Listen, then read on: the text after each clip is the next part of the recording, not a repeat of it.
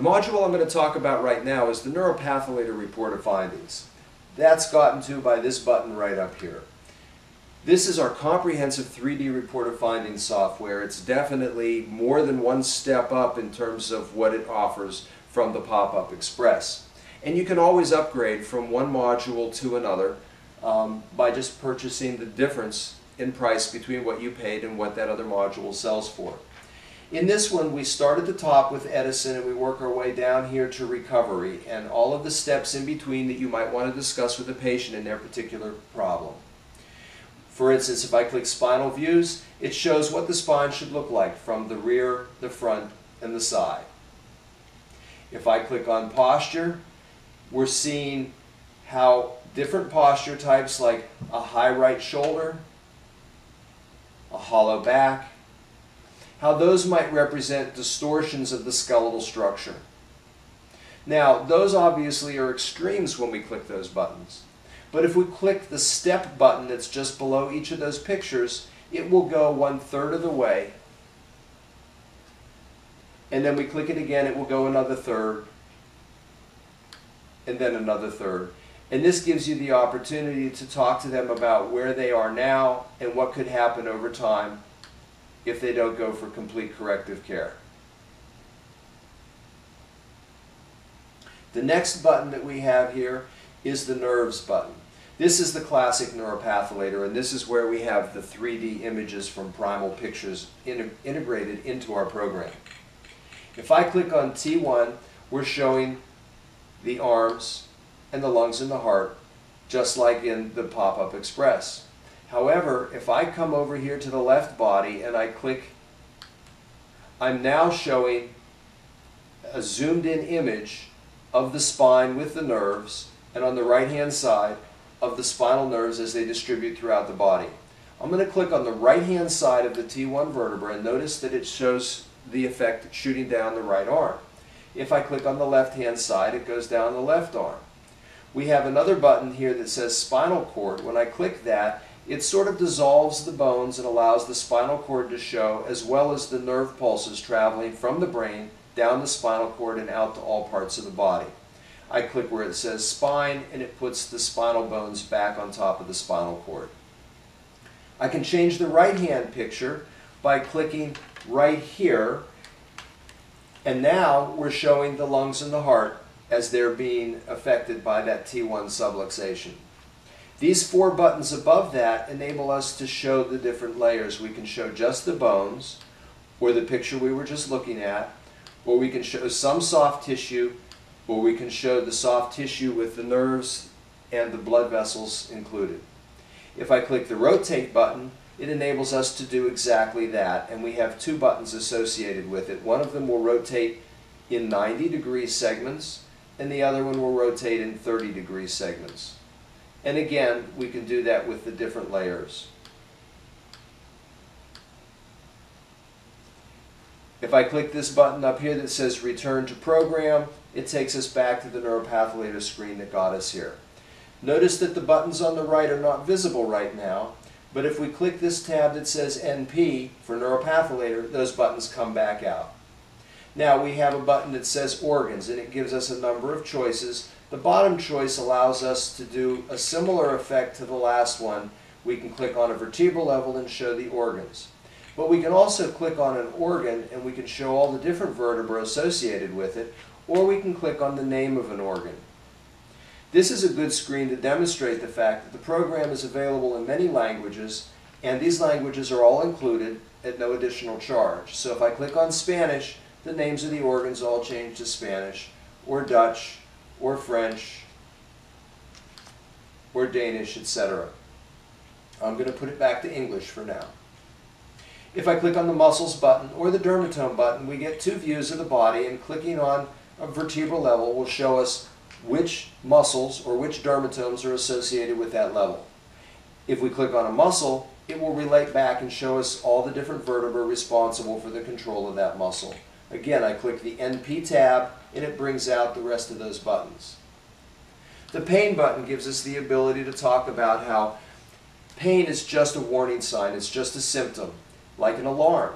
And if we go ahead and we focus on putting out the alarm, we're ignoring the cause. What we need to do is focus on putting out the fire. There's two ways to get to the next screen. One is this big button here, and the other is directly from this button on the side where we come down to conditions.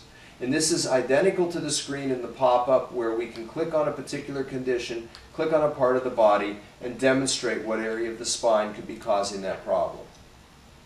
The energy flow button enables us to talk about the functions of the nerve. The nerves, for instance, have sensory, motor, and organic function. The sensory function are the signals that travel, I'm clicking on the hand right now, the signals that travel from the extremities or other parts of the body back to the brain so the brain can determine what it is that's going on and where it's happening. I click this arrow over here, it takes me back to the wires, and now I can talk about the muscle or motor function. And clicking on that same hand again, you'll notice that this helps us demonstrate how it is that those signals go from the spine out to the muscles to help provide the voluntary and involuntary muscle control that the nerve system is responsible for. I click the back button one more time, and then I can click on organs, and this does similar to what we saw before when we clicked organ to spine. It enables us to talk about the nerve supply from the brain to the organ taking place through the spine, and that's called the autonomic nerve system. If I click here on subluxation, we have choices of talking about a generalized above-down, inside-out flow, or cervical subluxation, or lumbar subluxation, or causes. I'm going to choose the lumbar right now, and from here I'm going to show a normal segment of the lumbar spine, somewhat similar to the Pop-Up Express, but much more detailed, and it has this timeline on the bottom. Over here I'm showing health, and we have a healthy above-down, inside-out flow. If I click this subluxation button, it jumps to the middle of the timeline, which represents a loss of health as well as representing a choice that the patient has to make. Do they want to improve, or are they willing to allow it to continue to deteriorate? Improvement involves getting adjusted on a regular basis, first to stabilize, then to strengthen, and then to provide continued support for the spine. If we have a subluxation and we do nothing to correct it, then our body goes through these degenerative phases that you're seeing here. And we can click on this little picture of an X-ray and show an example of a normal lumbar spine and one that is showing symptoms of degeneration. If I click on the neck on this picture here, it's the same thing as choosing subluxation cervical. And from here we can get to the same banana screen that we can get to from the posture when we choose the forward head posture position, where we can show the loss of cervical curve from a chronic anterior translation of the head, and we can show what happens when we take something that's curved like a banana and we straighten it out and how that bruises the soft tissue inside the banana. We click on spine, we come back and click on cross section to show that the soft tissue of the spine is the spinal cord. We click straight, and we're showing how the base of the brain and the top of the spinal cord are being bruised and damaged by that chronic anterior translation of the head.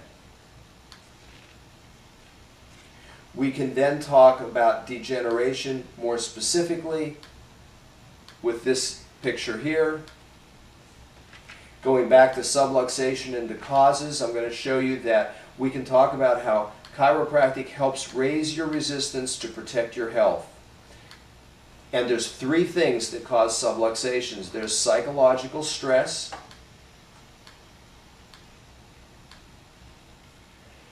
there's physical trauma, like the birth process, doing things wrong on a daily basis, things that happen to us that we don't have any control over, things that we need to be taught a better way. And then there's chemical and biological stresses. Some of these are voluntary, and some of these we don't have any control over. The last area here is the recovery, and that's where we can talk about how the process of recovery involves a number of stages of care. First of all, if I click where it says crisis, we show that the patient is in pain, and likely what they did initially is they took some over-the-counter medications to relieve that, and when that didn't work, they got some prescription medications, and when that didn't work, maybe they had a shot, and now maybe they're considering surgery, and they're hoping you can get them all the way up here in 3 visits. And you have to explain that that's not a realistic expectation. That to correct this problem, we first have to find out what's causing it and get onto that path where we then work to stabilize and provide relief, and then strengthen to help regain as much health as possible. But the third phase of care is the wellness phase, and that's where we provide continued support to help maintain what we've gained and then to prevent future disease. That's the Neuropatholator 3D. I'll go over some of the other modules in a moment.